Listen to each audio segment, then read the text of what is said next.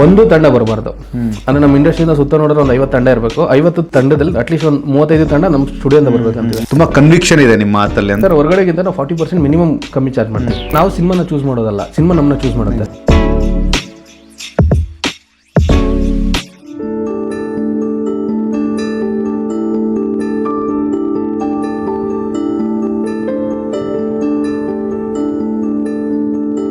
ರಾಘವೇಂದ್ರ ಚಿತ್ರವಾಣಿಯ ಸಮಸ್ತ ವೀಕ್ಷಕರ ನಮಸ್ಕಾರ.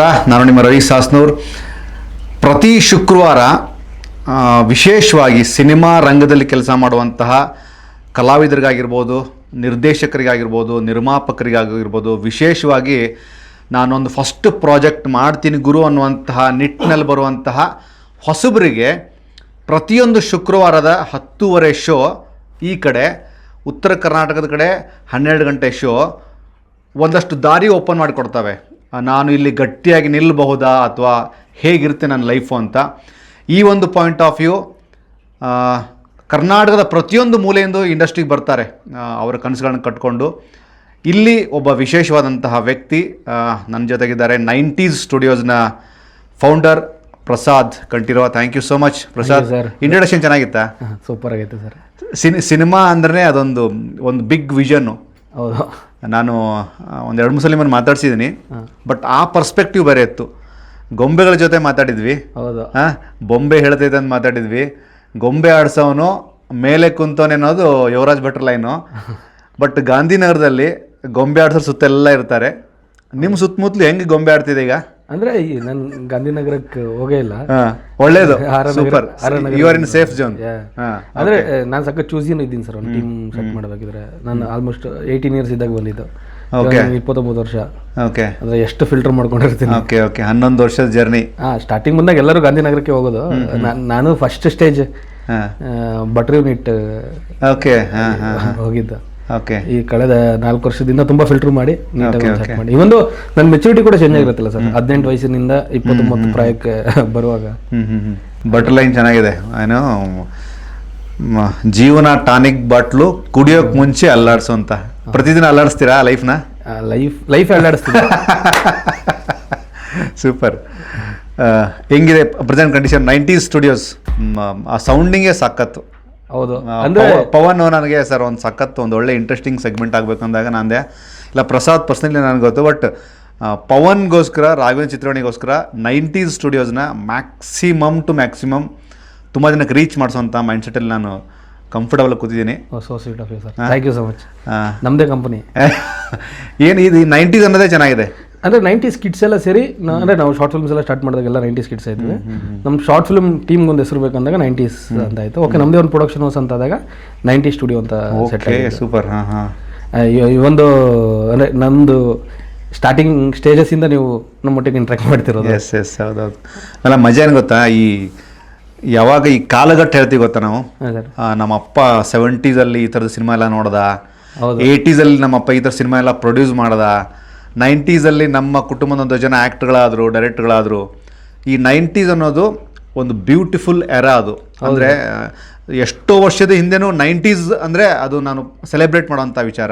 ಈ 90s ಯಾಕೆ ಅಂತ ಟೈಟ್ಲು, ಈ ಸ್ಟುಡಿಯೋ, ಈ ಕಂಪ್ಲೀಟ್ ಒಂದು ಸೆಟಪ್ ಎಲ್ಲ. ಅಂದರೆ 9 ಫಸ್ಟ್ ಆಫ್ ಆಲ್ ಅದು ಯೂನಿವರ್ಸಲ್ ನಂಬರ್, ನನ್ನ ಲಕ್ಕಿ ನಂಬರ್. ಅದು 90s ಕಿಡ್ಸ್ ಅನ್ನೋದು ಇದೆಯಲ್ಲ ಸರ್, ಇದನ್ನು ತುಂಬ ಪ್ಲಾನ್ ಮಾಡಿ ಇಟ್ಟಿರೋದು ಕೂಡ ಅಲ್ಲ. ಓಕೆ, 90s ಸ್ಟುಡಿಯೋ ಅಂತ ಕೇಳಿದ್ರೆ ನನ್ನ ಟೀಮಲ್ಲಿ ಒಬ್ಬ ಮೆಂಬರ್ ಹೇಳಿದಾಗ ಓಕೆ ಸೌಂಡಿಂಗ್ ಚೆನ್ನಾಗಿದೆ, ನಮ್ಮ ಟೀಮ್ಗೂ ಕರೆಕ್ಟಾಗಿ ಸೂಟ್ ಆಗುತ್ತೆ ಅಂತೇಳಿ 90s ಅಂತ ಇಟ್ಟಿದ್ದು. ಆ ನಂತರ ಅದು ಅದರದ್ದೇ ಜರ್ನಿ ತಗೊಂಡಿದೆ. ಅಂದರೆ ಈಗ ಹೇಗಂದ್ರೆ ಸರ್, ಒಂದು ಫಿಲ್ಮ್ ಮಾಡುವಾಗ ನಾವು ಯಾರನ್ನು ಅಂದರೆ ನಾವು ಸಿನಿಮಾನ ಚೂಸ್ ಮಾಡೋದಲ್ಲ, ಸಿನಿಮಾ ನಮ್ಮನ್ನ ಚೂಸ್ ಮಾಡುತ್ತೆ. ಒಂದು ಟೀಮ್ ಸೆಟ್ ಆಗಿದಾಗಲೂ ಆ ಸಿನಿಮಾ ವೈಬಿಂದ ಒಂದು ಸಿನಿಮಾ ಟೀಮ್ ಸೆಟ್ ಆಗುತ್ತಲ್ಲ. ಈಗ ಎಕ್ಸಾಕ್ಟಾಗಿ ನಾನು ನನ್ನ ಟೀಮ್ ಹತ್ರ ಮಾತಾಡ್ತಿದ್ದೆ, ನಮ್ಮ ಸ್ಟುಡಿಯೋಗೆ ಯಾರೆಲ್ಲ ಬರಬೇಕು, ಏನೆಲ್ಲ ಸೆಟ್ ಆಗಬೇಕಲ್ಲ, ನಮ್ಮ ಸ್ಟುಡಿಯೋನೇ ತೊಗೊಂಡಿದೆ. ಅಂದರೆ ನನ್ನ ಪ್ರಕಾರ ನಾನು ಚೂಸ್ ಮಾಡಿರೋದಲ್ಲ, ಅದೇ ನನ್ನ ಚೂಸ್ ಮಾಡಿರೋದು ಅಂತ. Very nice. ಮೇಲಾಗಿ ತುಂಬ ಕನ್ವಿಕ್ಷನ್ ಇದೆ ನಿಮ್ಮ ಮಾತಲ್ಲಿ. ಅಂದರೆ ಇಂಡಸ್ಟ್ರಿ ಗ್ರೋತ್ ಪಾಯಿಂಟು ಜೊತೆಗೆ ಆ ಕೊಲಾಬ್ರೇಷನ್ ಆಗುವಂಥ ವಿಚಾರ. ಈ ಅಂದರೆ ಇನ್ ಟರ್ಮ್ಸ್ ಆಫ್ ಒಂದು ಸಿನಿಮಾ ರೆಡಿ ಆಗೋದಕ್ಕಿಂತ ಮುಂಚೆ ಪೂರಕವಾಗಿ ಬೇಕಾಗುವಂಥ ಒಂದಷ್ಟು ಅಸೆಟ್ಗಳು, ಇವೆಲ್ಲವೂ ಕ್ರೋಢೀಕರಿಸಿ ನಾವು ಮಾತಾಡ್ತಿರೋ ಅನ್ನೋದು ಫೀಲ್ ಆಗ್ತದೆ ನನಗೆ ಸರ್. ಅಂದರೆ ನಾವು ಆಫ್ ಸ್ಕ್ರೀನ್ ಮಾತಾಡೋದಾಗ್ಲೂ ಇದೆಲ್ಲ ಮಾತಾಡಿರ್ತೀವಲ್ಲ. ಅಂದರೆ ನಾನು ಫಸ್ಟ್ ಶಾರ್ಟ್ ಫಿಲ್ಮ್ ಮಾಡಿದಾಗ I was 19 years, near to 20 ಇದ್ದೆ. ನಾವು ಕೊಡೋದು ಫಸ್ಟ್ ಎಲ್ಲ ಹೇಗಂದ್ರೆ ಏನು ಗೊತ್ತಿಲ್ಲದೆ ಓಕೆ ಏನೋ ವೇಗಾಗಿ ಮಾಡುವಾಗ ನನ್ನ ಫಸ್ಟ್ ಶಾರ್ಟ್ ಫಿಲ್ಮ್ದು ಬಜೆಟ್ 3,75,000 ಬಂದಿತ್ತು ಸರ್. ಓ ಅಂದ್ರೆ ನೀವು ಸಿಕ್ಕಾಪಟ್ಟೆ ಕಾಸ್ಟ್ಲಿ ಫಿಲ್ಮ್ ಮೇಕರ್ ಅಪ್ಪ. ಗುರು ಇವರು ಸಖತ್ costly film maker. First short film ಅಂದ್ರೆ ಅದೆಲ್ಲ ಅದರಿಂದ ಆಗೋ ಒಂದಷ್ಟು ಒದ್ದಾಟಗಳು, ಪರ್ಸನಲ್ ಲೈಫ್ ಇಶ್ಯೂಸ್ ಎಲ್ಲ ಸ್ಟಾರ್ಟ್ ಆದಾಗ ನಂದು 2ನೇ ಶಾರ್ಟ್ ಫಿಲ್ಮ್ದು ಬಜೆಟ್ 40,000. ಓಕೆ, ಕಲ್ತ್ಕೊಂಡ್ರಿ? ಫೋನಲ್ಲಿ ಶೂಟ್ ಮಾಡಿದ್ದು. ಆ ನಂತರ ನನ್ನ ಫೈನಲ್ ಶಾರ್ಟ್ ಫಿಲ್ಮ್ ಬರಬೇಕಿದ್ರೆ ನಾನು ತುಂಬಾ ಕ್ಲಿಯರ್ ಆಗಿದ್ದೆ. ಓಕೆ ಅಂದ್ರೆ ಇಷ್ಟೇ ಬಜೆಟ್ ಅಲ್ಲಿ ಒಂದು ಚೌಕಟ್ಟಲ್ಲಿ ಮಾಡ್ಬೇಕಂತ. ಸರ್ ಇವಾಗ ನಮ್ಮ ಇಂಡಸ್ಟ್ರಿಯಲ್ಲಿ ಈಗ ಆಗ್ತಿರೋದೊಂದು ದೊಡ್ಡ ಡ್ರಾಬ್ಯಾಕ್ ಏನಂದ್ರೆ, ಈಗ ಪಣಿ ರಾಮಚಂದ್ರ ಸರ್ ಅವಾಗೆಲ್ಲ 20 days ಅಲ್ಲಿ ಒಂದು 25 days ಅಲ್ಲೆಲ್ಲ ಸಿನಿಮಾ ಮಾಡಿರೋದು. ಈ ಒಂದು ನಾನು ನೀವು ಮಾತಾಡ್ತಿದ್ದಾಗ ಕಾಶಿನಾಥ್ ಸರ್ದು ಅಂದ್ರೆ ಅದೊಂದು ಕಾಂಟೆಂಟ್ ಓರಿಯೆಂಟೆಡ್ ಫಿಲ್ಮ್ ಬ್ಯಾಕ್ ಡ್ರಾಪೇ ಇಲ್ಲ. ಅಂದ್ರೆ ಇವಾಗಿರೋ ಆಡಿಯನ್ಸ್ಗೆ ದೇ ಆರ್ ವೆರಿ ಮೆಚೂರ್ಡ್. ಅಂದ್ರೆ ಇವಾಗ ನಾವು ಮಲಯಾಳಂ ಇಂದ ಒಳ್ಳೆ ಫಿಲ್ಮ್ ಮೇಕರ್ಸ್ ಇದ್ದಾರೆ ಅಂತೆಲ್ಲ ಮಾತಾಡ್ತೀವಲ್ಲ ಸರ್. ಇವಾಗ ನಾವು ಹಳೆ ಸಿನಿಮಾ, ಸಿದ್ಲಿಂಗಯ್ಯ ಅವ್ರ ಸಿನಿಮಾ, ದೊರೆ ಭಗವಾನ್ ಅವ್ರ ಸಿನಿಮಾ, ಅಂದ್ರೆ ಹೇಳೋಕೋದ್ರೆ ಎಷ್ಟು Bhargava cinema, MS Rajashekar cinema, Rajashekar sir cinema, ಮೇಲಾಗಿ ದಿನೇಶ್ ಬಾಬು ಅವ್ರ ಅರ್ಧ ಸತ್ಯ ಸಿನಿಮಾ, 36 ಗಂಟೆಯಲ್ಲಿ ಗಿನ್ನಿಸ್ ರೆಕಾರ್ಡ್ ಮಾಡೋಂಥ ಸಿನಿಮಾ, ಅಂದ್ರೆ ಸೆಲೆಬ್ರೇಟ್ ಮಾಡೋಂಥ ವಿಚಾರ ಎಲ್ಲ ಸರ್. ನಾವು ಸೆಲೆಬ್ರೇಟ್ ಮಾಡೋಕೆ ತುಂಬಾ ವಿಷಯಗಳಿದೆ. ಇವಾಗ ಅದು ಅಳಿಸಿ ಹೋಗ್ತಿದೆ. ಅಂದ್ರೆ ಏನಂದ್ರೆ ನಾವು ಅದನ್ನ ಅಡಾಪ್ಟ್ ಮಾಡ್ಕೊಂತಿಲ್ಲ ಅಂತ. ಇವಾಗ 90 ಸ್ಟುಡಿಯೋದು ಪೂರ್ತಿ ಮೋಟೋನೇ ಸರ್, ಒಂದಷ್ಟು ಕಾಂಟೆಂಟ್ ಓರಿಯೆಂಟೆಡ್ ಫಿಲ್ಮ್ಸ್ ತರಬೇಕು, ಒಂದು ತಂಡ ಬರಬಾರ್ದು. ಅಂದ್ರೆ ನಮ್ಮ ಇಂಡಸ್ಟ್ರಿಯಿಂದ ಸುತ್ತ ನೋಡಿದ್ರೆ ಒಂದು 50 ತಂಡ ಇರಬೇಕು. 50 ತಂಡದಲ್ಲಿ ಅಟ್ಲೀಸ್ಟ್ ಒಂದು 35 ತಂಡ ನಮ್ಮ ಸ್ಟುಡಿಯೋದಿಂದ ಬರ್ಬೇಕಂತಿದೆ. ಅಂದ್ರೆ ಎಲ್ಲ ಓವರ್ ನೈಟ್ ಆಗೋದಿಲ್ಲ, ಒಂದು ಡೌನ್ ಟು 10 years ಪ್ಲಾನ್ ಮಾಡಿ ಬಂದಿರೋದು. ಸರ್ ಇವಾಗ ನಾವೆಲ್ಲ ಫಿಲ್ಮ್ ಮಾಡ್ತಿರ್ತೀವಿ ಸರ್. ನಮ್ಮ ಫಿಲ್ಮ್ ಇಂಡಸ್ಟ್ರಿಯಲ್ಲಿ ಒನ್ ಟೈಮ್ ಪ್ರೊಡ್ಯೂಸರ್ಸ್ ಜಾಸ್ತಿ ಇದ್ದಾರೆ, ಒನ್ ಟೈಮ್ ಡೈರೆಕ್ಟರ್ಸ್ ಜಾಸ್ತಿ ಇದ್ದಾರೆ ಅಂತೆಲ್ಲ. ಅಂದ್ರೆ ಒನ್ ಟೈಮ್ ಹೀರೋ ಅಂದ್ರೆ ಅದಕ್ಕೆ ಅದರದೇ ಆದ ಪ್ರಾಬ್ಲಮ್ಸು ಇದೆ. ಎಕ್ಸಾಕ್ಟ್ಲಿ. ಜೆನ್ಯೂನ್ ಆಗಿ ವರ್ಕ್ ಮಾಡಬೇಕಿದ್ರೆ ಈಗ ಸರ್ ಒಂದು ಗೌರ್ಮೆಂಟಿಗೆ ನಾವು ಪಂಚವಾರ್ಷಿಕ ಯೋಜನೆ ಅಂತ 5 ವರ್ಷ ಕೊಡ್ತೀವಿ. ಹೌದು. ಒಂದು ಸ್ಟಾರ್ಟಪ್ IT ಸೆಕ್ಟರ್ ಆಗಲಿ ಅಥವಾ ಹಾರ್ಡ್ವೇರ್ ಸೆಕ್ಟರ್ ಆಗಲಿ, ಅವ್ರು 5 ವರ್ಷ ಇಟ್ಕೊಂಡು ಒಂದಷ್ಟು ಪ್ರಾಜೆಕ್ಟ್ಸ್ ಮಾಡ್ತಾರೆ. ನಮ್ಮ ಫಿಲ್ಮ್ ಇಂಡಸ್ಟ್ರಿಯಲ್ಲಿ ಮಾತ್ರ ಯಾಕೆ ಒಂದೇ ಸಿನಿಮಾ, ಓಕೆ ಈ ಸಿನಿಮಾ ಸೋಲ್ತಂದ್ರೆ ಮುಗೀತು, ಇಡೀ ಟೀಮ್ ಆಚೆ ಹೋಗುತ್ತೆ. ಅಂದರೆ 80% ಆಫ್ ದಿ ಫಿಲ್ಮ್ ಮೇಕರ್ಸ್ ಅಥವಾ ಟೀಮ್ ಈಗ ಆಗುತ್ತೆ. ಯಾವಾಗ ಆಗುತ್ತೆ ಗೊತ್ತಾ ಸರ್? ಇವಾಗ ಫಸ್ಟ್ ಸಿನಿಮಾ ಇದೆಯಲ್ಲ, ನಾವೊಂದು 10th ಸ್ಟ್ಯಾಂಡರ್ಡ್ ಎಕ್ಸಾಮ್ ಬರೀತೀವಿ ಅಂತ ಅನ್ಕೊಳ್ಳಿ, ಸೆಕೆಂಡ್ ಸಿನಿಮಾ 12th, ಆನಂತರ ಡಿಗ್ರಿ. ಇದೇ ಪ್ರೊಸೆಸ್ಸು. ಅಂದರೆ ನೀವು ಫಸ್ಟ್ ಸಿನಿಮಾಲೇ ಎಲ್ಲ ಕಲಿತು ಎಲ್ಲನೂ ಮಾಡ್ಬೇಕಂದ್ರೆ ಫಸ್ಟ್ ಆಫ್ ಆಲ್ ನೀವು ಪ್ರೀ ಪ್ರೊಡಕ್ಷನ್ ಇಂಪಾರ್ಟೆಂಟು, ನೀವು ಕಲ್ತಿರೋದು ಇಂಪಾರ್ಟೆಂಟು, ನೀವು ಯಾವ ತಂಡದಲ್ಲಿ ವರ್ಕ್ ಮಾಡಿದ್ದೀರಾ ಅನ್ನೋದು ಇಂಪಾರ್ಟೆಂಟು, ಅಂದರೆ ನಿಮ್ಗೆ ಎಷ್ಟು ನಾಲೆಜ್ ಇದೆ ಅನ್ನೋದು ಇಂಪಾರ್ಟೆಂಟು. ಕರೆಕ್ಟು. ಇದರೆಲ್ಲದರ ಒಟ್ಟಿಗೆ ಬಿಸ್ನೆಸ್ಸು ತುಂಬ ಇಂಪಾರ್ಟೆಂಟು. ಅಂದರೆ sir as A film maker ನಾನು ಎಷ್ಟು ಫಿಲ್ಮ್ ಮೇಲೆ ಒಲ್ವಿದೆ, ಆ್ಯಸ್ ಎ ಬಿಸ್ನೆಸ್ ಮ್ಯಾನ್ ನನ್ನ ಬಿಸ್ನೆಸ್ಸು ಅಷ್ಟೇ ಸೇಫಲ್ಲಿ ಇರಬೇಕಂತಿದೆ ಸರ್. ಒಂದೇ ಒಂದು ಸೋಲ್ ಸಾಕು, ನಾನು ಇಡೀ ಟೀಮ್ನ ವಾಪಸ್ ತೊಗೊಂಡೋಗಿ ಅಂದರೆ ಹಿಂದೆ ಬಿಸಾಕೋಕೆ. ನಾನು ವಾಪಸ್ ಸರ್ ಇವಾಗ ಈ ಸ್ಟುಡಿಯೋ ಎಲ್ಲ ಸೆಟ್ ಮಾಡಿರೋದಾಗಲಿ, ಅಂದರೆ ನಾನು ಇವಾಗ ಈ ಒಂದು I have some investors for some other sectors. Studio ಪೂರ್ತಿ ನನ್ನ ಓನರ್ಶಿಪ್ಪಲ್ಲಿರೋದು, ನಾನೇ ಇನ್ವೆಸ್ಟ್ ಮಾಡಿರೋದು. ನಾನು ಸಿನಿಮಾಲಿ ದುಡಿದ್ಬಿಟ್ಟು ತಂದು ಹಾಕಿರೋದಲ್ಲ ಇದು. ನಾನು 22 ನಂತರ ಬ್ರೇಕ್ ತೊಗೊಂಡು even though I was working on my films and I was writing my films and I was involved in with my team ಅಷ್ಟೇ. ನಾನು ಹೊರಗಡೆ ಎಲ್ಲೂ ಕಾಣಿಸ್ಕೊಂಡೇ ಇಲ್ಲ. ಹೊರಗಡೆ ನಾನು ಯಾವುದೂ ರಿಲೀಸ್ ಮಾಡಿಲ್ಲ. ಅಂದರೆ ಇವತ್ತು ನಾನು ಶಾರ್ಟ್ ಫಿಲ್ಮ್ಸ್ ರಿಲೀಸ್ ಮಾಡಿಲ್ಲ. ಅದು ನಮ್ಮದು ಒಂದು ಹಳೆ ಪ್ರಾಜೆಕ್ಟ್ ಇತ್ತು, ಅದನ್ನ ರಿವರ್ಕ್ ಮಾಡಿ ರಿಲೀಸ್ ಮಾಡೋದು ಬಿಟ್ಟರೆ ಹೊರಗಡೆ ದುಡಿದು ಸರ್ ವಾಪಸ್ ನಾನು ಸಿನಿಮಾಗೆ ತಂದು ಹಾಕಿದ್ದೀನಿ. ಅಂದರೆ ಹೊರಗಡೆ ಬಿಸ್ನೆಸ್ ಇಲ್ಲ ಅಂತಲ್ಲ. ಅಂದರೆ ಇವಾಗ ಸರ್ 90 ಸ್ಟುಡಿಯೋ ಅಂತ ದುಡಿತಿದ್ದಿಲ್ಲ, I am very happy with my business. ಅಂದರೆ ಸ್ಟುಡಿಯೋಯಿಂದ ಬರ್ತಿರೋದು ಬಿಸ್ನೆಸ್ಸಲ್ಲೂ ನಾನು ತುಂಬ ಖುಷಿಯಾಗಿದ್ದೀನಿ. ಆದರೆ ಇದು ನಂಬಿಕೆ ನನಗೆ ಬರ್ಬೇಕಂತಂದರೆ ನಾನು ಮೊದಲೇ ಪ್ಲ್ಯಾನ್ ಮಾಡಿರ್ಬೇಕಲ್ಲ. ಹೌದು. ತಿರ್ಗಾ ಫಸ್ಟ್ ಆಫ್ ಆಲ್ ಸ್ಟುಡಿಯೋ ನೀಟಾಗಿ ಸೆಟ್ ಆಗಿ ಇದರಿಂದ ಒಂದು ಮಾರ್ಕೆಟ್ ಸೆಟ್ ಆದರೆ ನೆಕ್ಸ್ಟ್ ನನ್ನ ಫಿಲ್ಮ್ ಪ್ರೊಡಕ್ಷನಲ್ಲಿದೆ. ನಾನು ಮಾಡ್ಕೊಂಡಿರೋದು ಕೂಡ ತುಂಬ ಚೌಕಟ್ಟಲ್ಲಿ. ಕ್ಯಾಮ್ರಾಸ್ ನಂದೇ ಇದೆ, ಲೈಟ್ಸ್ ನಂದೇ ಇದೆ, ಎಡಿಟಿಂಗ್ ನಂದೇ ಇದೆ, ಡಬ್ಬಿಂಗ್ ನಂದೇ ಇದೆ, ಗ್ರೇಡ್ ನಂದೇ ಇದೆ, VFX ನಂದೇ ಇದೆ. ಈ ಒಂದು ಅಂದರೆ ಹಾಲಿವುಡಲ್ಲೆಲ್ಲ ಹೇಗಾಗುತ್ತೆ ಅಂದರೆ ಒಬ್ಬ ಮ್ಯೂಸಿಕ್ ಡೈರೆಕ್ಟರ್ ಮ್ಯೂಸಿಕ್ ಮಾಡೋದಿಲ್ಲ, ಒಂದು ಕಂಪನಿ ಮಾಡೋದು. ನಾನು ಇವಾಗ ಶಿಫ್ಟ್ ವೈಸಲ್ಲಿ ನಮ್ಮ ಟೋಟಲ್ 3 ಜನ ಮ್ಯೂಸಿಕ್ ಡೈರೆಕ್ಟರ್ಸ್ ಇದ್ದಾರೆ. 2 ಮ್ಯೂಸಿಕ್ ಡೈರೆಕ್ಟರ್ ರೆಗ್ಯುಲರಾಗಿ ವರ್ಕ್ ಮಾಡ್ತಾರೆ, ಒಬ್ಬ ಮ್ಯೂಸಿಕ್ ಡೈರೆಕ್ಟರ್ ಸಂಜೆ ಬರ್ತಾರೆ. ಇವಾಗ ಒಂದು ಸಾಂಗ್ ಕಂಪೋಸ್ ಮಾಡ್ಬೇಕಂತಂದ್ರೆ ಒಂದೊಂದು ಸಾಂಗ್ ಅಂತ ಬಂದಾಗ ಇಂಡಿವಿಜುವಲ್ ಆಗಿ ಅವ್ರವರೇ ಮಾಡ್ತಾರೆ. ಒಂದು ಬ್ಯಾಕ್ಗ್ರೌಂಡ್ ಸ್ಕೋರ್ ಅಥವಾ ಒಂದು ಸಿನಿಮಾ ಕೆಲಸ ಅಂತ ಬಂದಾಗ 3 ಜನ ಸೇರಿ ಕೆಲಸ ಮಾಡಿಸ್ತಿದ್ದೇನೆ. ಅಂದರೆ ಇದು ಇವಾಗ ಸ್ವಲ್ಪ ಟ್ರಯಲ್ ಆ್ಯಂಡ್ ಎರರ್ ಥರ ನಡೀತಾ ಇರುತ್ತೆ. ಒಂದು ಪಾಯಿಂಟಿಗೆ ಅದು ಸೆಟ್ ಆಗುತ್ತೆ ಸರ್. ನಮ್ಮದು DI ಸೆಟಪ್ ಇದೆಯಲ್ಲ ಸರ್, DI ಸೆಟಪ್ ಎಲ್ಲರೂ ಏನು ಮಾಡೋದಂದರೆ ಸ್ಟುಡಿಯೋದು ಅವರ್ಲಿ ಬೇಸ್ ಚಾರ್ಜ್ ಮಾಡ್ತಾರೆ. ನಾವು ಮಾಡ್ತಿರೋದು ಏನಂದರೆ ಓಕೆ 2.5 ಗಂಟೆ ಸಿನಿಮಾ ಇದೆ, 2.5 ಗಂಟೆ ಸಿನಿಮಾ ಇದ್ದರೆ ಸರ್ ಇದೆಲ್ಲ ನಾನು ಹೇಳ್ತಿರೋದು ಇಂಡಿ ಫಿಲ್ಮ್ ಅಥವಾ ಲೋ ಬಜೆಟ್ ಫಿಲ್ಮ್ಸ್ ಈಗ ಅಷ್ಟೇ. ಅಂದರೆ ತುಂಬ ಬಜೆಟ್ ಇರೋ ಯಾವ ಸಿನಿಮಾನೂ ನಾನು ತೊಗೊತಾನೂ ಇಲ್ಲ. ಓಕೆ, ರೀಸನ್ ಏನು ಅಂದರೆ why you are not taking? Sir ಅಂದರೆ ಇವಾಗ ನಾನು ಓವರ್ ಆಲ್ ಮೋಟೋ ಇರೋದೆ ಒಂದಷ್ಟು ತಂಡಗಳು ಕಟ್ಟಿ genuine film maker specially for ಹೊಟ್ಟೆ ಹಸಿವು, ಸಿನಿಮಾದ ಹಸಿವು ಇರೋಂಥವ್ರಿಗೆ. ತಿರ್ಗಾ ಸರ್ ಎಲ್ಲ ಇರೋರು ಈಗ ನನ್ನ ಹತ್ರ ಬಂದ್ರೆ ನನ್ನ ಐಡಿಯಾಲಜಿನೇ ಅಂದ್ರೆ ಅವ್ರು ವರ್ಕ್ ಮಾಡೋಕೆ ಕಷ್ಟ ಇರುತ್ತೆ. ಅಂದ್ರೆ ನನ್ನ ತಲೆಯಲ್ಲಿ ಏನಂದ್ರೆ ಓಕೆ ಎಲ್ಲರೂ ಕೊಲಾಬರೇಟಿವ್ ಏನಾದ್ರು ಮಾಡೋಣ. ಅಂದ್ರೆ ಇವಾಗ ಬೇರೆ ಸಿನಿಮಾಗಳು ಪೋಸ್ಟ್ ವರ್ಕ್ ತಗೊಂಡಾಗ್ಲೂ ಸ್ವಲ್ಪ ತೊಂದರೆಗಳಾಗಿರೋದು ಇದೆ ನಮಗೆ. ರೀಸೆಂಟ್ ಯಾವ್ದು ಮಾಡಿದ್ರಿ ನಿಮ್ಮ ಸ್ಟುಡಿಯೋ ಅಂದ್ರಲ್ಲಿ? ತೊಂದರೆ ಆಗಿದೆ, ಅದಕ್ಕೆ ಹೆಸರು ಹೇಳ್ತಿಲ್ಲ ಸರ್. ಬೇಡ, okay, leave it. For sure ಹೇಳ್ತಿದ್ದೆ. ಫಿನಾನ್ಷಿಯಲ್ ಟರ್ಮ್ ಅಲ್ಲಿ ಇಶ್ಯೂಸ್ ಎಲ್ಲ ಆಗುತ್ತಲ್ಲ, ಅವರೆಲ್ಲ ಏನಂದ್ರೆ ಅಂದ್ರೆ ಇವಾಗ ನನಗೇನೋ ಆಪರ್ಚುನಿಟಿ ಕೊಟ್ಟು ಅವ್ರ ಸಿನಿಮಾ ಕೆಲಸ ಮಾಡಿಸ್ತಿರೋದು ಅನ್ನೋ ಫೀಲಲ್ಲಿ ಇರ್ತಾರೆ. ಕಂಪ್ಲೀಟ್ ನನ್ನ ದುಡ್ಡಲ್ಲೇ ಸ್ಟುಡಿಯೋ ನಡೆಸಬೇಕಿದೆ, ನನಗೆ ಯಾರು ಆಪರ್ಚುನಿಟಿ ಕೊಡೋ ಅವಶ್ಯಕತೆ ಇಲ್ಲ ಸರ್. ಫಸ್ಟ್ ಆಫ್ ಆಲ್ ನಾನು ಒಟ್ಟಿಗೆ ಕೆಲಸ ಮಾಡೋ ಹುಡುಗರಿಗೆ ಆಪರ್ಚುನಿಟೀಸ್ ಅಂತ ಟ್ರೀಟ್ ಮಾಡಿಸೋದಿಲ್ಲ. ಅಂದರೆ ನಾನು ಯಾವಾಗಲೂ ನಾನು ಆಗಲೇ ಹೇಳಿದಾಗ ಎಲ್ಲ ಕೊಲಾಬ್ರೇಷನ್ ಅಲ್ಲಿ ಆಗೋದು. ಯಾರು ಸರ್ ಇವಾಗ ನಿಮ್ಮ ಅವಶ್ಯಕತೆ ನನಗಿಲ್ಲ ಅಂದರೆ ಸರ್ ನಿಮ್ಮನ್ನು ನಾನು ಯಾಕೆ ಕರಿತೀನಿ ಸರ್? ಕರೆಕ್ಟ್. ಹಾಗೇನೆ ನನ್ನ ಅವಶ್ಯಕತೆ ಇಲ್ದಿರುವಾಗ ಇನ್ನೊಬ್ರು ಕರೆದಿರೋಕ್ಕೆ ಸಾಧ್ಯ ಇಲ್ಲ. ಹಂಗೆ ನಾನು ಸ್ಟುಡಿಯೋಲಿ ಹೊರಗಡೆಗಿಂತ ನಾವು 40% ಮಿನಿಮಮ್ ಕಮ್ಮಿ ಚಾರ್ಜ್ ಮಾಡ್ತೀವಿ ಪೋಸ್ಟ್ ವರ್ಕ್ಗೆ. ಒಂದು ಸಣ್ಣ ಡೀಟೇಲ್ ಕೊಡಿ. 90s ಸ್ಟುಡಿಯೋದಲ್ಲಿ ಆ್ಯಕ್ಚುಲಾಗಿ ಏನೆಲ್ಲ ಆಗುತ್ತೆ? ಒಂದಷ್ಟು ಜನ ಪ್ರೊಡಕ್ಷನ್ದವ್ರು ನಿಮ್ಮ ಜೊತೆ ಕೊಲಾಬ್ರೇಟ್ ಆಗಬೇಕು ಅಂದರೆ, ಅಥವಾ ಅವ್ರದ್ದೇನೋ ಒಂದು ಕಾಂಟೆಂಟ್ ತೊಗೊಂಬಂದ್ರು ಅಂತಂದರೆ ನೀವು ಇದನ್ನೆಲ್ಲ ಹೇಗೆ ವರ್ಕ್ ಮಾಡಿ ಅದನ್ನು ಔಟ್ಪುಟಾಗಿ ಕನ್ವರ್ಟ್ ಮಾಡ್ತೀರಾ ಅಂತ? ಸರ್ ಇವಾಗ first of all 90s studio ಅಂಟಾರಲ್ಲಿ camera rentals, lights, edit, dubbing, VFX, grade, mastering, mixing, composition, 5.1 ಇಲ್ಲ ಸ್ಟೀರಿಯೋವರೆಗೂ ಇದೆ. ಅದಲ್ಲದೆ ಪಾಡ್ಕಾಸ್ಟ್ ಕಂಪ್ಲೀಟ್ ಬಂಚೆ ಇದೆಯಲ್ಲ ಸರ್? ಸರ್ ಇವಾಗ ನೆಕ್ಸ್ಟ್ ಮಂತ್ ನಮ್ದು ಫ್ಲೋರ್ ಸೆಟ್ ಆಗ್ತಿದೆ. ಅಂದ್ರೆ ಒಂದು ಚಿಕ್ಕ ಸೆಟ್ಗಳನ್ನ ಹಾಕೋತಾರ, ಮತ್ತೆ ಫೋಟೋ ಶೂಟ್ ಮತ್ತೆ ಪ್ರಾಡಕ್ಟ್ ಶೂಟ್. ಓಕೆ, ಯಾವ್ದು ಬೇಕು ಅದನ್ನ ಹಾಕೋಬೇಕು, ಮತ್ತೆ ರಿಮೂವ್ ಮಾಡಿ ಬೇರೆ ಬೇರೆ ಹಾಕೋ. ಅಂದ್ರೆ ಮಾಮೂಲಿ ಸೆಟ್ ಇದೆ, ಫ್ಲೋರ್ ಇದೆಲ್ಲ ಸರ್, ಅದು ಮೇಲ್ಗಡೆ ಕನ್ಸ್ಟ್ರಕ್ಷನ್ ಇಲ್ಲ ಸ್ಟಾರ್ಟ್ ಆಗ್ತಿದೆ. ಅಂದ್ರೆ ಓವರ್ ಆಲ್ ಸೆಟಪ್ ನಾನೇ ರೆಡಿ ಮಾಡ್ತಿರೋದು. ಏನಂದ್ರೆ ನನ್ನ ಬಜೆಟ್ಗೆ ನನ್ನ ಕನ್ಸಿಸ್ಟೆನ್ಸಿಲಿ ಏನೆಲ್ಲ ಮಾಡ್ಬೋದು. ನಾನು ಫಸ್ಟ್ ಆಫ್ ಆಲ್ ಈ ಸೆಟ್ ಹಾಕೋದು, ದೊಡ್ಡ ಸೆಟಪ್ ಇರೋ ಸಿನಿಮಾನ ಪ್ರೊಡಕ್ಷನಲ್ಲಿ ಕೊಲಾಬ್ರೇಟ್ ಆಗೋದಿಲ್ಲ. ಓಕೆ, ಅಷ್ಟೆಲ್ಲ ಫೆಸಿಲಿಟೀಸ್ ಇರೋ ಸಿನಿಮಾ ಅಂದರೆ ಆರಾಮ್ಸೆ ಅವ್ರು ಫುಲ್ ಪ್ರೊಡಕ್ಷನ್ ಮಾಡ್ಬೋದು, ಆರಾಮ್ಸೆ ಮಾಡ್ಬೋದು. ಅದು ಬಿಟ್ಟು ಇವಾಗ ನಾನು ಶಾರ್ಟ್ ಫಿಲ್ಮ್ಸ್ ಅಷ್ಟೇ ಸರ್ ಪ್ರೊಡಕ್ಷನ್ ಮಾಡ್ತಿರೋದು. ಅಂದರೆ ಶಾರ್ಟ್ ಫಿಲ್ಮ್ ಕೂಡ ಬಂದು ಅಂದರೆ ಎಲ್ಲರೂ ಬಂದರೆ ಎಲ್ಲರ ಕಥೆನೂ ಕೇಳೋದಿಲ್ಲ ಅಂತ ಅವ್ರ ತಂಡ ಏನಿದೆ, ಅವ್ರಿಗೆ ಎಷ್ಟು ಕ್ಲಾರಿಟಿ ಇದೆ, ಅವರೆಷ್ಟು ಜೆನ್ಯೂನ್ ಆಗಿದ್ದಾರೆ, ಅದೆಲ್ಲ ತುಂಬ ಇಂಪಾರ್ಟೆಂಟ್ ಆಗುತ್ತೆ. ನನ್ನ ಇದೇ ಸ್ನೇಹಿತರದ್ದು ಇನ್ನೊಬ್ಬರು ಚಾನಲಲ್ಲಿ ಮಾತಾಡಬೇಕಿದ್ರೆ, ಅಂದರೆ ಶಾರ್ಟ್ ಫಿಲ್ಮ್ ಮಾಡ್ತೀವಿ ಮತ್ತು ಕೋ ಪ್ರೊಡಕ್ಷನ್ಗೆ ಹೋಗೋದು ನಮ್ಮದು ಓವರ್ ಆಲ್ ಎಕ್ವಿಪ್ಮೆಂಟ್ಸ್ ಮತ್ತು ನಮ್ಮದಿರೋ ಅಂದರೆ ಪೋಸ್ಟ್ ಪ್ರೊಡಕ್ಷನ್ ಅಂತ ಹೇಳಿದ ತಕ್ಷಣ ಒಂದಷ್ಟು ಬ್ಯಾಕ್ ಸ್ಟೆಪ್ಸ್ ಅಂದರೆ ಹೇಗೆ ಹೇಳೋದು ಅಂದರೆ ಅದು ಸ್ವಲ್ಪ ಒಂದಷ್ಟು ಡೌಟಲ್ಲಿತ್ತು. ಅಂದರೆ ಡೌಟು ಅಲ್ಲ ಸರ್, ಈಗ ಒಂದಷ್ಟು ಜನ ಎಂಕ್ವೈರೀಸ್ಗೆ ಬರೋರು ಇದಾರಲ್ಲ, ಅವ್ರು ಮಾತಾಡೋ ಇದೇ ಚೇಂಜ್ ಆಗಿರುತ್ತೆ. ಈ ಶಾರ್ಟ್ ಫಿಲ್ಮ್ಗೆ ಅಂತ ಬಂದು ನಾವು ಇವಾಗ ಆಲ್ರೆಡಿ 2 ಶಾರ್ಟ್ ಫಿಲ್ಮ್ ನಮ್ಮದು ಅಂದರೆ ಒಂದು ಫ್ಲೋರಲ್ಲಿ ಒಂದು ಪ್ರೀ ಪ್ರೊಡಕ್ಷನ್ ನಡೀತಿದೆ. ಒಂದು ಶಾರ್ಟ್ ಫಿಲ್ಮ್ ಅವ್ರು ಬಂದು ನಾನು ಪ್ರೊಡಕ್ಷನ್ ಮಾಡಿ ಅಂತಲೇ ಕೇಳಿಲ್ಲ. ಅವ್ರು ಬಂದು ಕ್ಯಾಮ್ರಾ ರೆಂಟಲ್ಗೆ ಬಂದರು, ಕ್ಯಾಮ್ರಾಸ್ ಎಲ್ಲ ನೋಡಿ ಪೋಸ್ಟ್ ಪ್ರೊಡಕ್ಷನ್ ಎಂಕ್ವೈರೀಸ್ ಎಲ್ಲ ಮಾಡಿ ಅವರು ಸರ್ ನಮ್ಮ ಬಜೆಟ್ ಇಷ್ಟಿದೆ, ಇಷ್ಟರಲ್ಲಿ ಏನಾದ್ರು ಮಾಡ್ಬೋದು ಅಂತ ಬಂದರು. ಆ ನಂತರ ಡಿಸ್ಕಸ್ ಮಾಡ್ಬೇಕಿದ್ರೆ ಏನು ಕತೆ ಅಂತ ಕೇಳಿ ಆ ಕತೆ ಕೇಳಿ ನಾನು ಎಕ್ಸೈಟ್ ಆದೆ. ಓಕೆ, ಅಂದರೆ ಈ ಕತೆ ಅಲ್ವಾ, ಅಂದರೆ ನಾನು ಪ್ರೊಡಕ್ಷನ್ ಮಾಡಬೇಕು ಅಂದರೆ ಅದನ್ನ ನಾನು ಪ್ರೊಡಕ್ಷನ್ ಮಾಡಿದೆ. ನಾನೇನೋ ಕಮರ್ಷಿಯಲ್ ಆಗಿ ಯೋಚನೆ ಮಾಡಿ ತೊಗೊಂಡಿದ್ದರೆ ನಂಗೆ 2 ಲಕ್ಷ ಬಿಸ್ನೆಸ್ ಆಗಿರೋದು ನನ್ನ ಸ್ಟುಡಿಯೋ ಆಗಿರೋದು. ಇವಾಗ ಅದ್ರ ಮೇಲೆ 1 ಲಕ್ಷ ನಂದೇ ಜಾಸ್ತಿ ಖರ್ಚಾಗಿರುತ್ತೆ, ಶೂಟ್ ಎಕ್ಸ್ಪ್ರೊಡಕ್ಷನ್ ಎಲ್ಲ ಸೇರಿ.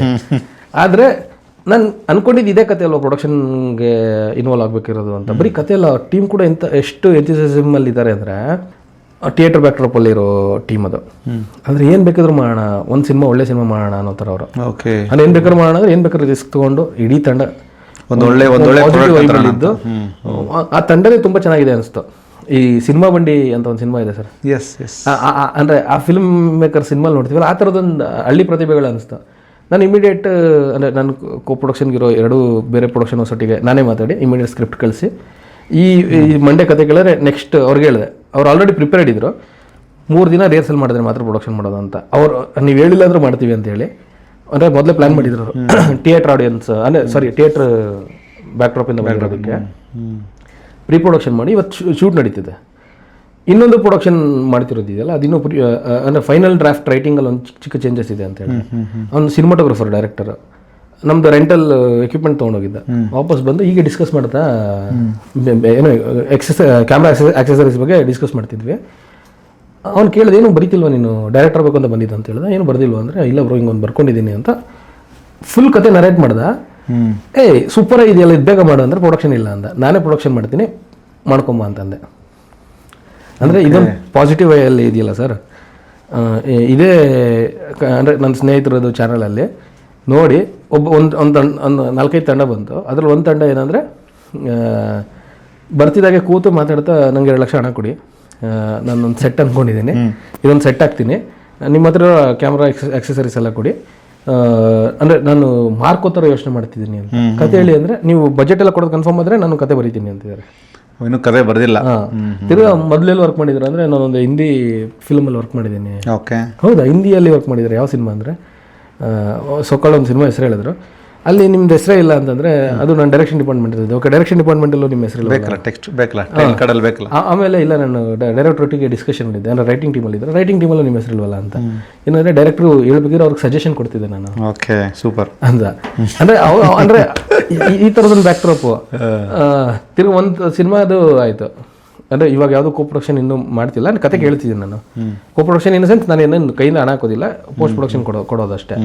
ಒಬ್ಬೊಬ್ಬ ಅಂದರೆ ತುಂಬ ಜೆನ್ಯೂನ್ ಆಗಿರೋ ಟೀಮ್ಗಳು ಬಂದಿರೋದಿದೆ ಸರ್, ಡಿಸ್ಕಸ್ ಮಾಡಿರೋದಿದೆ, ಯಾವುದು ಫೈನಲ್ ಆಗಿಲ್ಲ.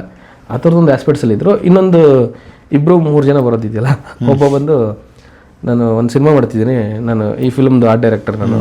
ಓಕೆ, ಡೈರೆಕ್ಷನ್ ಡಿಪಾರ್ಟ್ಮೆಂಟಲ್ಲಿ ಎಲ್ಲೂ ಕೆಲಸ ಮಾಡಿಲ್ವ ಅಂದರೆ ಮೊದಲು ಮಾಡಿದ್ದೆ, ಇವಾಗ ಯಾವುದು ಮಾಡ್ತಿಲ್ಲ. ಓಕೆ, ಯಾವ್ದು ಮಾಡಿದ್ರೆ ಅಂದರೆ 5 ವರ್ಷದಿಂದ ಯಾವುದೊಂದು ಸಿನಿಮಾ ಹೇಳಿದ್ರು, ಅದು ರಿಲೀಸ್ ಆಗಿಲ್ವಂತ. ಓಕೆ, ಇವಾಗ ಏನಂದರೆ ನಾನು 60 ಲಕ್ಷದಲ್ಲಿ ಸಿನಿಮಾ ಮಾಡ್ತಿದ್ದೀನಿ, ನಿಮ್ಮದು ಎಕ್ವಿಪ್ಮೆಂಟ್ ಎಲ್ಲ ಸೇರಿ ಒಂದು 25 ಲಕ್ಷ ಕೊಡಿ, ಸ್ಪಾನ್ಸರ್ ಮಾಡಿ ಸಿನಿಮಾ ಮಾಡ್ತೀನಿ ಅಂತ. ಮತ್ತು ಬಿಸ್ನೆಸ್ ಎಲ್ಲ ಏನು ಪ್ಲ್ಯಾನ್ ಮಾಡಿದ್ದೀರ ಅಂದರೆ ನೀವು ಹೇಳಿದ್ರಲ್ಲ, ಅಂದರೆ ಕಮರ್ಷಿಯಲಿ ಏನು ವರ್ಕ್ ಆಗಿಲ್ಲ ಅಂದ್ರೆ ಪರವಾಗಿಲ್ಲ ಅಂತ. ನಾನು ಎಲ್ಲ ಅಂದರೆ ಪ್ರಿಪೇರ್ ಆಗಿ ನಮ್ಗೆ ಎಷ್ಟು ಬೆಸ್ಟ್ ನಮ್ಮ ಕೈಲಿ ಆಗುತ್ತೆ ಅಷ್ಟು ಎಫರ್ಟ್ಗಳನ್ನ ಹಾಕಿ ಆಮೇಲೆ ಆಗಿಲ್ಲ ಅಂದರೆ ಪರವಾಗಿಲ್ಲ ಅಂತ ಹೇಳಿರೋದು ಬ್ರದರ್. ಅಂದರೆ ನಾನೊಂದು 20 ಲಕ್ಷ ಗ್ಯಾರಂಟಿ ಕೊಡ್ತೀನಿ. ಓಕೆ, ನೀವು ಫಿಲ್ಮ್ ಮಾಡ್ತಿರೋದು 50 ಲಕ್ಷ ಬಜೆಟ್ ಅಲ್ವಾ, ರಿಲೀಸಲ್ಲಿ ಏನು ಪ್ಲಾನ್ ಮಾಡಿದ್ರೆ ಮತ್ತೆ ಆಮೇಲೆ ಯಾರಾದ್ರು ಬರ್ತಾರೆ ಪ್ರೆಸೆಂಟ್ರು, ಅವ್ರು ನೋಡ್ಕೊತಾರೆ ಬಿಡಿ ನಿಮ್ಗೆ ಯಾಕೆ ಅಂತ. ತಿರುಗಿ ಈ 20 ಲಕ್ಷ ಹೆಂಗೆ ರಿಕವರಿ ಮಾಡಿ ಕೊಡ್ತೀರಾ ಅಂದರೆ ಸಬ್ಸಿಡಿ ಒಂದು 8 ಲಕ್ಷ ಬರುತ್ತೆ, 8-10 ಲಕ್ಷ. ನಿಮ್ಗಿರೋದೆಲ್ಲ ನಾನು ಆರ್ಟ್ ಡೈರೆಕ್ಟರ್, ದಿನಕ್ಕೆ 5,000 ಸಂಬಳ ಬರುತ್ತೆ, ಪೇಮೆಂಟ್ ಬರುತ್ತೆ, ಪ್ರತಿದಿನ 5,000 ಕೊಟ್ಟು ತಿರ್ಸ್ತೀನಿ ಅಂತ. ಓಕೆ, ಅಂದರೆ ಈ ಥರದ್ದು ಆಗಿದೆ ಆಸ್ಪೆಕ್ಟ್ಸ್. ಹಾಂ. ಬಟ್ ಇಲ್ಲಿ ಮಜಾ ಹೆಂಗೆ ಗೊತ್ತಾ ಅಂದರೆ ನನಗೆ ಕಂಪ್ಲೀಟ್ ನಿಮ್ಮ ಇಂಟೆನ್ಷನ್ ಅರ್ಥ ಆಯಿತು. ಅಂದರೆ ಕಂಪ್ಲೀಟಾಗಿ 90s ಸ್ಟುಡಿಯೋಸ್ ಅಂಡ್ರಲ್ಲಿ ಪ್ರಸಾದ್ ಕಂಠೀರವರ ಒಂದು ಟೀಮು ಆ್ಯಂಡ್ ಡಿಸಿಷನ್ ಮೇಕಿಂಗ್ ಅಂದರೆ ತುಂಬ ಅಥೆಂಟಿಕ್ ಆಗಿ ಕತೆ ಜೊತೆ ಬರೋಂಥವ್ರಿಗೆ ಮತ್ತು ಅಥೆಂಟಿಕ್ ಟೀಮ್ ಒಟ್ಟಿಗೆ ಬರೋಂಥವ್ರಿಗೆ ನೀವು ಕೊಲಾಬ್ರೇಟ್ ಆಗಿ ಅದೇನೋ ಮಾಡೋಣ. ಅಂದರೆ ಸರ್ ಇವಾಗ ನಾನು ದುಡ್ಡು ಬಂದಿಲ್ಲ ಅಂದ್ರೆ ಪರವಾಗಿಲ್ಲ ಅಂತ ಅಂತಿರೋದು. ಹೇಗಂದರೆ ಅಂದರೆ ಫಸ್ಟ್ ಆಫ್ ಆಲ್ ಶಾರ್ಟ್ ಫಿಲ್ಮ್ಸಿಂದ ದುಡ್ಡು ಬರಲ್ಲ, I am not worried about that. ಅಂದರೆ we are very mentally prepared and we are practically known people. ಇದರಿಂದ ಹಣ ಬರೋದಿಲ್ಲ, ಇದರಿಂದ ಒಂದಷ್ಟು ತಂಡ ಕಟ್ತೀವಿ ಅಂತ. ಅಂದರೆ ನಮ್ಮ ಅಂದರೆ ಕರೆಕ್ಟ್ ಇದೆ, ನಿಮ್ಗೆ ಗೊತ್ತಿರೋ ಹಾಗೆ. ಹೌದು, ನಮ್ಮ ಕಸಿನ್ದೇ ಚಾನಲ್ಲು, ನಮ್ಮ ಶಟರ್ ಸ್ಪೇಸ್ ಅನ್ನೋ ಕಂಪನಿ ಇನ್ನೊಬ್ಬರದು, ನಮ್ಮದು 3 ಕಂಪನಿ ಸೇರಿ ಶಾರ್ಟ್ ಫಿಲ್ಮ್ಸ್ ಮಾಡಬೇಕಿದ್ರೆ ನಾವು ಓವರಾಲ್ ಕ್ಯಾಲ್ಕುಲೇಟ್ ಮಾಡಿದಾಗ 30 ಲಕ್ಷ ಬಜೆಟ್ ಬಂದಿದೆ. ಅಂದರೆ 30 ಲಕ್ಷ ನಾವು ಇವಾಗ 30 ಶಾರ್ಟ್ ಫಿಲ್ಮಿಗೆ ಖರ್ಚಾಗುತ್ತೆ, ಟೋಟಲಾಗಿ ಖರ್ಚಾಗುತ್ತೆ. ಅಂದರೆ ನಾವು ಇವಾಗ ಅಂದ್ಕೊಂಡ್ರೆ ಅದು ಮೇ ಬಿ ಅದಕ್ಕಿಂತ ಸ್ವಲ್ಪ ಎಕ್ಸೀಡ್ ಆಗುತ್ತೆ. ನಮ್ಮದೇ ಯೂಟ್ಯೂಬಲ್ಲಿ ಚಾನಲ್ ರಿಲೀಸ್ ಆದರೂ ಯೂಟ್ಯೂಬ್ ರೆವೆನ್ಯೂ ಪೀನಟ್ಸಲ್ಲಿದೆ, ನಿಮಗೆ ಗೊತ್ತು. When it comes to short film ನಮ್ಗೆ 10,000 ಕೂಡ ಬರೋದಿಲ್ಲ. ಆದರೆ ಒಂದಷ್ಟು ತಂಡಗಳು ಬರ್ತಿದ್ದಾಗ ಒಂದಷ್ಟು ಟೆಕ್ನಿಷಿಯನ್ಸ್ ಬರ್ತಾರೆ. ಯಾರೋ ಒಬ್ಬ ಒಳ್ಳೆ ರೈಟರ್, ಯಾರೋ ಒಬ್ಬ ಒಳ್ಳೆ ಸಿನಿಮಾಟೋಗ್ರಫರು, ಯಾರೊಬ್ಬ ಒಳ್ಳೆ ಮ್ಯೂಸಿಕ್ ಡೈರೆಕ್ಟರ್, ಯಾರೊಬ್ಬ ಒಳ್ಳೆ ಡೈರೆಕ್ಟರ್, ಈ 30 ತಂಡಗಳಿಂದ ನಾವೊಂದು ತಂಡ ಪಿಕ್ ಮಾಡಿ ನಾವೊಂದು ಲೋ ಬಜೆಟ್ ಫಿಲ್ಮ್ ಮಾಡಿ ಅದರಿಂದ ಪ್ರಾಫಿಟ್ ಮಾಡಿದ್ರೆ ಸಾಕಲ್ವ ಸರ್? ಎಸ್, ಹೌದು, ಕರೆಕ್ಟ್. ಅಂದರೆ ನನ್ನ ಓವರಾಲ್ ಮೋಟೋನೇ ಇವಾಗ sir Alexa XT, Sony Venus, ಈ ಒಂದು ಅಂದರೆ ಸೋನಿ ಬುರಾನಾಗ ಹೋಗೋಕ್ಕೂ ನಾನು ರೆಡಿ ಇಲ್ಲ. ನಾನು ಡೈರೆಕ್ಟ್ ಮಾಡ್ತಿರೋ ಫಿಲ್ಮ್ ಇದೆಯಲ್ಲ ಸರ್, ನಾನು ಅದನ್ನು FX-ರಲ್ಲಿ ಶೂಟ್ ಮಾಡಬೇಕಂತ ಪ್ಲ್ಯಾನ್ ಮಾಡ್ತಿರೋದು. ಅಂದರೆ ಈಗ ನಿಮ್ಮ ನಿರ್ದೇಶನದ ಒಂದು ತಯಾರಿ ಕೂಡ ನಡೀತಿದೆ. ಅದು ಅಂದರೆ ಇವಾಗ ಆನ್ ಫ್ಲೋರ್ ಹತ್ರ ಹೋಗ್ತಿದ್ದೀನಿ. ಲಾಸ್ಟ್ 2 ಇಯರ್ಸಿಂದನೂ ಕಂಪ್ಲೀಟ್ ಬರೋದು. ಅಂದರೆ ನಾನು ಇವಾಗ ಯಾರೆಲ್ಲ ನಾನು ಒಟ್ಟಿಗೆ ಕೊಲಾಬ್ರೇಟ್ ಆಗಿದ್ರಲ್ಲ 2 ವರ್ಷದಿಂದನೂ ಗೊತ್ತವರಿಗೆ ಇದೇ ಕೆಲಸ ನಡೀತಿದೆ ಅಂತ. ನಾನು 2 ವರ್ಷದ ಹಿಂದೆನೇ ಹೇಳಿದ್ದೆ ನನಗೆ 1 ವರ್ಷ ಕಂಪ್ಲೀಟ್ ಬೇಕು, ಏನಕ್ಕೆ ನಾನು ವಾಪಸ್ ಬೇರೆ ಫೀಲ್ಡ್ ಕೆಲಸ ಮಾಡ್ತಿದ್ದೀನಿ. ನಾನು ಸ್ಟುಡಿಯೋ ಕಟ್ಟಿದ ಮೇಲೆ ಪ್ರೊಡಕ್ಷನ್ ಮಾಡೋದಂತಿತ್ತು. ಏನಕ್ಕೆ ಅಂದರೆ ನನ್ನ ಫಿಲ್ಮಲ್ಲಿ ಮ್ಯಾಕ್ಸಿಮಮ್ ಬಜೆಟ್ ಎಲ್ಲೆಲ್ಲ ಖರ್ಚಾಗುತ್ತಲ್ಲ ಅದನ್ನೆಲ್ಲ ನಾನು ಸ್ಟುಡಿಯೋ ಅಂಡರ್ಗೆ ತೊಗೊಂಬರ್ಬೇಕಿತ್ತು. ಸರ್ ಒಂದು ಸಕ್ಸಸ್ ಇದೆಯಲ್ಲ ಸರ್, ಅದಕ್ಕೆ 100 ಅಪ್ಪಂದ್ರು ಬರ್ತಾರೆ, ಇವ್ರಿಗೆ ಒಬ್ಬನೇ ಅಪ್ಪ ಆಗ್ತದೆ. ಹೌದು, ನಿರ್ದೇಶಕ ಮಾತ್ರ. ಅದು ಯಾಕೆ ಅಂತ ತಿರುಗಿ ನಂಗೆ ಡಿಸ್ಟ್ರಿಬ್ಯೂಷನ್ ಬಗ್ಗೆ ಗೊತ್ತಿರಲ್ಲ ಸರ್. 22ಅಲ್ಲಿ ನಾನು ಇದು ಈ ಸ್ಕ್ರಿಪ್ಟ್ ಅಲ್ಲದೆ ಇನ್ನೊಂದು ಸ್ಕ್ರಿಪ್ಟ್ ಮೇಲೆ ವರ್ಕ್ ಮಾಡೋಕ್ಕೆ ಸ್ಟಾರ್ಟ್ ಮಾಡಿದ್ದೆ. ಆದರೆ ನೀವು ನಿರ್ದೇಶಕರಾಗಿರೋದ್ರಿಂದ ಫಸ್ಟ್ ಸಿನಿಮಾ ಬರೆಯುವಾಗ ಹೆಂಗಿರುತ್ತೆ ಅಂದರೆ ನಾವು ಯಾವುದ್ರಲ್ಲೂ ಕಾಂಪ್ರಮೈಸ್ ಆಗದೆ, ಅಂದರೆ ನಮಗೇನು ನಾವು ಒಳ್ಳೆ ಕತೆ ಮಾಡಿದ್ರೆ ಯಾರು ಬೇಕಾದ್ರು ಬಂದು ಸಪೋರ್ಟ್ ಮಾಡಿ, ಯಾವ ದೊಡ್ಡ ಆ್ಯಕ್ಟರ್ ಬೇಕಾದ್ರು ಬಂದು ಜೊತೆಲಿ ನಿಲ್ತಾರೆ. ದೊಡ್ಡ ಪ್ರೊಡಕ್ಷನ್ ಅಂದರೆ ನಾನು ಅದೊಂದು ರಾಂಗ್ ವಿತ್ತಲ್ಲಿ ಎಲ್ಲ ಯಾರಾದರೂ ಇರ್ತಾರಲ್ಲ ಸರ್. ನಾನು ಇದ್ದಿದ್ದು ಹೇಗೆಂದರೆ ಓಕೆ ನಾನೊಂದಷ್ಟು ಕಪಲ್ ಆಫ್ ಶಾರ್ಟ್ ಫಿಲ್ಮ್ ಮಾಡಿದ್ದೀನಿ, ರೈಟಿಂಗು ಟೆಕ್ನಿಕಾಲಿಟೀಸ್ ಎರಡೂ ಅಂದರೆ ಚೆನ್ನಾಗಿದೆ. ಸೊ ಪ್ರೊಡಕ್ಷನ್ಗೆ ಬರ್ತಾರೆ ಅಂತ. ಅದಷ್ಟೇನಾದರೂ ಅದ್ಭುತವಾದಂಥ ಘಟನೆಗಳು ಘಟಿಸ್ತವೆ ಅನ್ನೋಂಥ ಭಾವನೆ ಅದ್ಭುತವಾಗಿ ಘಟಿಸುತ್ತೆ. ಅದು ಜೀವನ ಪೂರ್ತಿ ಮರೆಯೋಕ್ಕಾಗದೇ ಥರ ಹಿಂದೆ ಘಟಿಸುತ್ತೆ. ಜೊತೆಗೆ ಒಳ್ಳೇದಾಗಿ ಘಟಿಸೋದಿಲ್ಲ. ಒಂದಷ್ಟು ಏನೋ ಭ್ರಮಾಲೋಕದ ಜನರ ಒಂದಷ್ಟು ಎಕ್ಸಿಸ್ಟೆನ್ಸು, ವೆಲ್ಕಮ್ಮು, ಭ್ರಮೆ, ಇದೆಲ್ಲರ ಮಧ್ಯೆ ಒಂದಷ್ಟು ಫಿಲ್ಟರ್ನೆಸ್ಸು ಆಗತ್ತಲ್ಲ. 100% ಆಗುತ್ತೆ ಸರ್. ಅಂದರೆ ಆ ಟೈಮಲ್ಲಿ ಅಂದರೆ ಇವಾಗ ಸೋ ಕಾಲ್ಡ್ ಒಂದಷ್ಟು ಜನಗಳು ಇದು ನಮ್ಮ ಫಿಲ್ಮ್ನ ಕ್ರಿಟಿಸೈಸ್ ಮಾಡಿರೋರದು ಸಿನಿಮಾ ಫ್ಲಾಪ್ ಆದಾಗ ಅನ್ಸುತ್ತೆ ಇವಾಗ ಓಕೆ ನನ್ನ ಜಡ್ಜ್ಮೆಂಟ್ ಕರೆಕ್ಟ್ ಇದೆಯಲ್ಲ ಈ ವಿಷಯದಲ್ಲಿ ಅಂತ. ಅಂದರೆ ನಾನೇನು ದೇವ್ರದ್ದು ಒಂದೊಂದು ಟೈಮ್ ಜಡ್ಜ್ಮೆಂಟ್ ತಪ್ಪಾಗೋದಿದೆ. When it comes to writing ನಾವು ಜೆನ್ಯೂನ್ ಆಗಿ ಏನೋ ಒಂದು ವರ್ಕ್ ಮಾಡಿದ್ರೆ ಸರ್ ಅವತ್ತಿಗೆ ನಮ್ಮ ಮೆಚುರಿಟಿ ಯಾವ ಲೆವೆಲ್ಗೆ ಇರುತ್ತಲ್ಲ ಅಷ್ಟೇ ಇನ್ನೋಸೆನ್ಸಲ್ಲಿ ಅಷ್ಟೇ ಕರೆಕ್ಟಾಗಿ ವರ್ಕ್ ಮಾಡಿದ್ರೆ ಸಾಕು. ಯಾವುದೇ ಟೆಂಪ್ಲೇಟ್ ಇಟ್ಟು ವರ್ಕ್ ಮಾಡೋದಿದ್ದಾಗ ಅಂದರೆ ಆವಾಗ ಒಂದಷ್ಟು ಜನ ಕ್ರಿಟಿಸೈಸ್ ಮಾಡಿ ಹಿಂಗೆ ವರ್ಕ್ ಆಗಲ್ಲ, ಇದು ವರ್ಕ್ ಆಗಲ್ಲ, ಅದು ವರ್ಕ್ ಆಗಲ್ಲ ಅಂತೆಲ್ಲ ಹೇಳಿದಾಗ ನಮಗೆ ಅನ್ಸುತ್ತೆ ಓಕೆ ನಾವು ಫಿಲ್ಮ್ ಮೇಕರ್ಸಾಗಿ ಏನೋ ತಪ್ಪು ಮಾಡ್ತಿದ್ದೀವಿ. ಅಂದರೆ ಇವಾಗ ಬರ್ಕೊಟ್ರೆ ಸರಿ ಇಲ್ಲ ಅಂತಂದರೆ ನಾವು ಬೇರೆ ಏನೋ ಮಾಡಬೇಕು. ಇವಾಗ ಮಾರ್ಕೆಟಲ್ಲಿ ಏನು ಹೋಗ್ತಿದೆ ಅಂತ ಚೆಕ್ ಮಾಡಬೇಕು ಅಂತ. ಅಂದರೆ ನಾವು ಒಂದು ಮಾರ್ಕೆಟ್ ಸೆಟ್ ಮಾಡಬೇಕು ಅನ್ನೋದೇ ಬಿಟ್ಬಿಡ್ತೀವಿ. ನಿಜ ನಿಜ ನಿಜ ಸರ್. ಇವಾಗ ನಾವೆಲ್ಲರೂ ಮಾಸ್ ಫಿಲ್ಮ್ಸಿಗೆ ಅಂದರೆ ಎಲ್ಲರೂ ಅಂದರೆ ಆಲ್ಮೋಸ್ಟ್ ಎಲ್ಲರೂ ಕೂಡ ಇರೋ ಫ್ಯಾನ್ ಬೇಸು, ಆಡಿಯನ್ಸು ಕಾಂಟೆಂಟ್ ಓರಿಯೆಂಟೆಡ್ ಫಿಲ್ಮ್ಸ್ ಸ್ವಲ್ಪ ಕಮ್ಮಿ ಇದೆ, ತುಂಬ ಕಮ್ಮಿ ಇದ್ದಾರೆ. ಹಾಗಂತೇಳಿ ಮುಂಗಾರು ಮಳೆ ಹಿಟ್ಟಾಗಿಲ್ಲ ಸರ್. ಆಗಿದೆ ಅಲ್ವಾ ಸರ್? ಅಮೆರಿಕ ಎಂಥ ಕಲ್ಟ್ ಫಿಲ್ಮ್ ಇವತ್ತು. ಹೌದು. ಅಂದರೆ ಅದಕ್ಕೊಂದು ಆಡಿಯನ್ಸ್ ಸರ್. ಇವೊಂದು ಮಾಸ್ ಅಪೀಲ್ ಫಿಲ್ಮ್ಸಿಗೆ ಇರೋ ಫ್ಯಾನ್ ಬೇಸ್ ಇದೆಯಲ್ಲ ಅವರು ಕೂಡ ಈ ಥರದೊಂದು ಸಿನಿಮಾಗಳನ್ನ ವೆಯ್ಟ್ ಮಾಡ್ತಿರ್ತಾರೆ. ನಿಜ. ನಾವು ಅದನ್ನ ಮರೆಮಾಚಿ ಓಕೆ ನಾವು ಬೇರೆ ಏನೋ ಮಾಡ್ಬೇಕನ್ನೋ ಅಂತ ಅನ್ಸೋಕ್ಕೆ ಒಂದು ಥಾಟ್ ಬಂದೋಗುತ್ತೆ. ಹೌದು. ಅದರಿಂದ ನಾವು ಸ್ವಲ್ಪ ಟೈಮ್ ತೊಗೊಂಡು ಓಕೆ ನಮ್ಮ judgment ಕರೆಕ್ಟಾಗಿದೆ.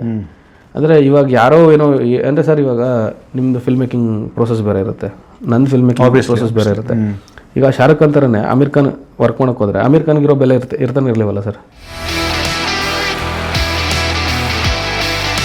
Okay. Second shift corporate work ಮಾಡಿದ್ವಿ, 3ನೇ ಶಿಫ್ಟ್ ಪ್ರೀ ವೆಡ್ಡಿಂಗ್ ವಿನಿಯೋಗಿಸಿದ್ರೆ ನಮಗೊಂದು ಔಟ್ಪುಟ್ ಬರುತ್ತೆ. ಅಂಥವ್ರು ನಾನು ರೀಚ್ ಆಗಿ ಟ್ರೈ ಮಾಡ್ತೀನಲ್ಲ, ಅದು ತುಂಬ ಒಳ್ಳೆ ವಿಷಯ. ಅದು ಇಂಡಸ್ಟ್ರಿ 10,000ಕ್ಕೆ ಶೂಟ್ ಆಗಿ ಅಂದರೆ ಫೈನಲ್ ಪ್ರಾಡಕ್ಟ್ ಬರ್ತಿದೆ ಅಂತ ಅಂದರೆ ಅದು ಬರ್ತಾ ಇಲ್ಲ ಸರ್.